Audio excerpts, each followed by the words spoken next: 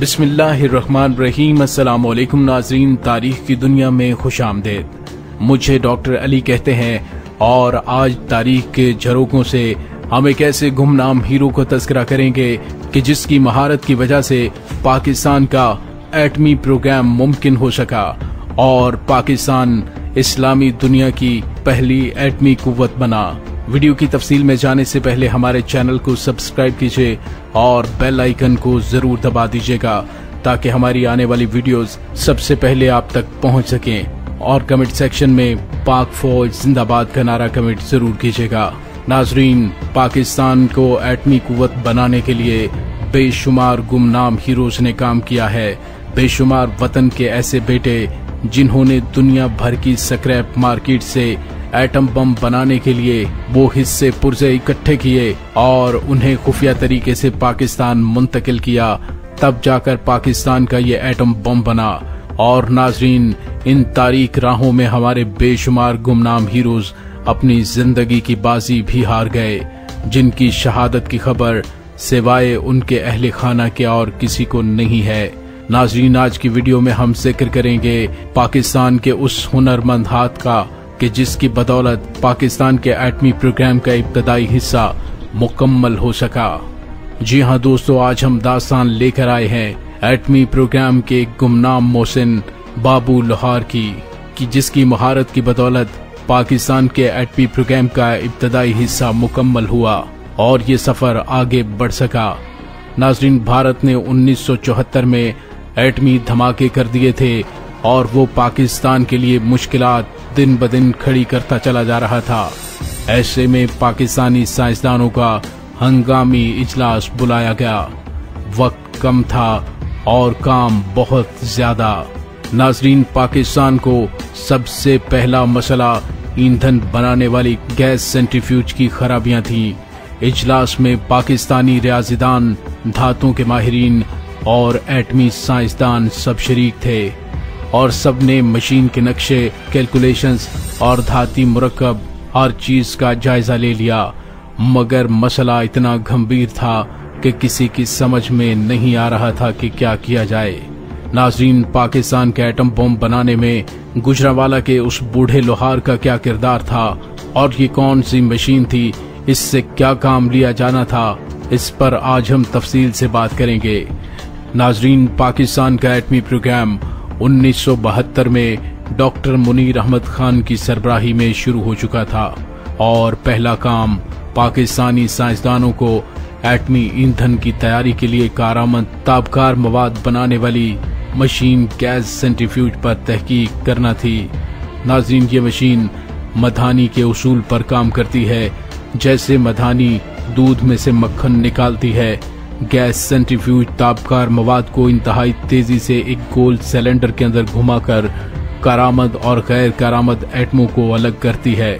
Machine जितना तेज घूमेगी उतना ही अच्छा काम करती है। अच्छी बात यह है कि पाकिस्तानी साइंसदान जहांगीर आलम ने अपने तौर पर 1975 में गैस सेंट्रीफ्यूज बनाकर 30,000 चक्कर फी मिनट पर घुमाई, लेकिन उसने पहले ये मशीन न कभी देखी थी।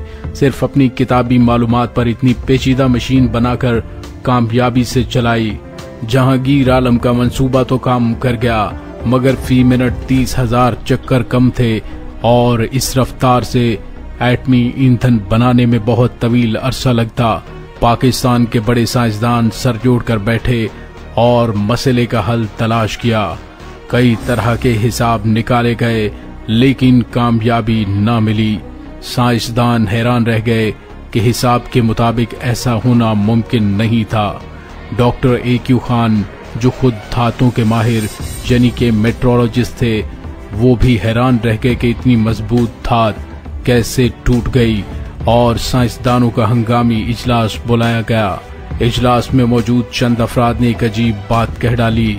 पहले मिसाल दी कि जब ला इलाज मरीज को डॉक्टर के पास से शिफा नहीं मिलती तो वो हकीम के पास या आमिलों के पास जाने से भी गुरेज नहीं करता, इस उम्मीद पर कि शायद कहीं से हल निकल आए। चूंकि उस वक्त हमारे पास इस मसले का हल मौजूद नहीं है। कुछ पता नहीं कि कब भारत एटम बम बनाकर हमारे ऊपर बरसा रहा हो। ऐसे हालात में हमें गैर मामूली कदम उठाने हैं और फैसला ये हुआ कि हमें गुजरांवाला के एक लोहार का पता है जो जद्दी पुश्ती लोहार है और धात के हर काम में माहिर है। ढलाई, खराद या फिर धात का कोई भी काम हो, उस लोहार से माहिर हाथ आज तक नहीं देखे गए। कुछ तजबज़ब के बाद ये फैसला किया गया कि राजदारी से डॉक्टर AQ खान और चंद साइंसदान लोहार के पास जाएं। चुनांचे नाजरीन अगले दिन डॉक्टर AQ खान चंद और साइंसदानों को लेकर गुजरांवाला पहुंच गए। पाकिस्तान एटॉमिक एनर्जी कमीशन की गाड़ी एक पुरानी सी वर्कशॉप के साथ रुकी।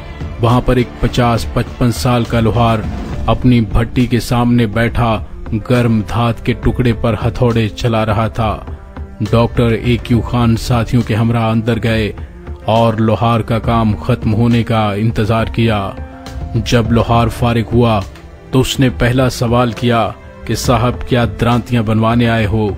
फसलों की कटाई होने वाली है, आजकल हम दरांतियां खूब बेच रहे हैं। डॉक्टर AQ खान ने अपना तारुफ करवाया तो उसे कुछ समझ ना आया। ना तो उसे एटॉमिक एनर्जी कमीशन का पता था कि ये क्या चीज है और ना ही एटमी प्रोग्राम का। वो कहने लगा, साहब मसला बताइए, बस इतनी सी मुझे समझ आई है कि आप कोई मशीन बनाना चाहते हैं। डॉक्टर AQ खान ने आसान अल्फाज में उसे समझाया कि हम पंखा बनाना चाहते हैं जो हल्का हो और तेज घूमे। लोहार थोड़ा सा सोचकर बोला, मुझे अपनी भट्टी पर ले जाओ जहां आप पंखा बनाते हैं, मसला मैं वहां ही समझ पाऊंगा और उम्मीद है कि आपको हल भी बता दूंगा। लोहार को उसी दिन एटॉमिक एनर्जी कमीशन की वर्कशॉप लाया गया जहां फाउंड्री थी और धात पिघलाकर सांचों में डालने का काम हो रहा था। लोहार ने कहा, इससे पहले भी बनाए गए पंखे दिखाए जाएं। एक नमूना उसे दिखाया गया। लोहार ने नमूने को गौर से देखा और फिर लोहार ने हथौड़ी से हल्का सा ठोका और आवाज सुनी। फिर कई बार ऐसा किया और हल्का सा मुस्कुराया। बोला, साहब मुझे मसला समझ आ गया है। अब आप मेरे सामने इसी तरह एक पंखे की सांचे में ढलाई करें जैसे आप करते हैं।